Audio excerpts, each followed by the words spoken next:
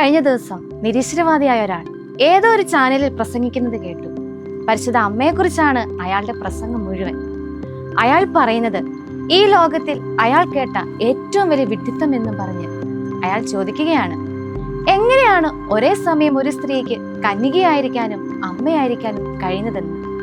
ദൈവിക വെളിപാടുകളോടും ആത്മീയ സത്യങ്ങളോടും പുറംതിരിഞ്ഞ് ബുദ്ധിജീവികളെന്ന് സ്വയം ഭാവിച്ച് മൂഢസ്വർഗത്തിൽ ജീവിക്കുന്നവർക്ക് മറിയത്തെ ഒരിക്കലും മനസ്സിലാക്കാനാവില്ല.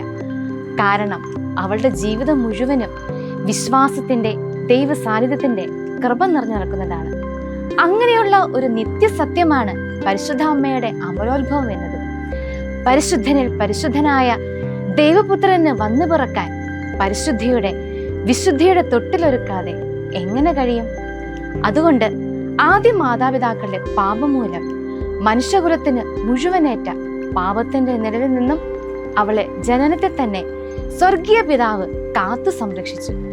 ക്രിസ്മസിന് പുൽക്കുടനുള്ളിൽ പഞ്ഞിമെത്തകൾ കൊണ്ട് സ്നേഹത്തോടെ പൊന്നുണ്ണിക്ക് നമ്മൾ കിടക്കി ഒരുക്കുന്നത് പോലെ പാപത്തിന്റെ പുൽനാമ്പുകൾ ഏൽക്കാതിരിക്കാൻ അപ്പനായ ദൈവം ജനനത്തിൽ തന്നെ അവളെ വിശുദ്ധിയുടെ പഞ്ഞിമെത്ത കൊണ്ട് മൂടിയതിന്റെ പേരാണ് അമലോത്ഭവം. പരിശുദ്ധ അമ്മയുടെ അമലോത്ഭവത്തെ മനസ്സിലാക്കാൻ ഈ ക്രിസ്മസ് കാലത്ത് ഇതിലും ലളിതമായ ഒരു ഉദാഹരണം ഇല്ല.